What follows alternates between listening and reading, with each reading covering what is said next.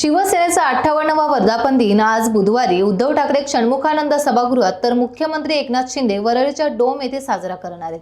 हे दोन्ही नेते यावेळी नेमकं काय भाष्य करणार याकडे सर्वांचंच लक्ष आहे।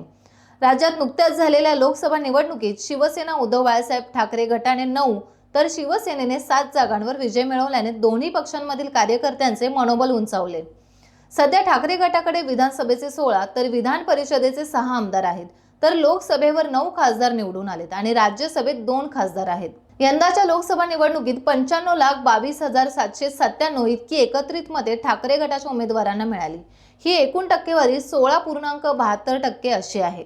तर एकनाथ शिंदे यांच्या सेनेकडे विधानसभेचे 38 आमदार, विधान परिषदेचे 4 आमदार, लोकसभेचे 7 खासदार आणि राज्यसभेचा 1 खासदार आहे।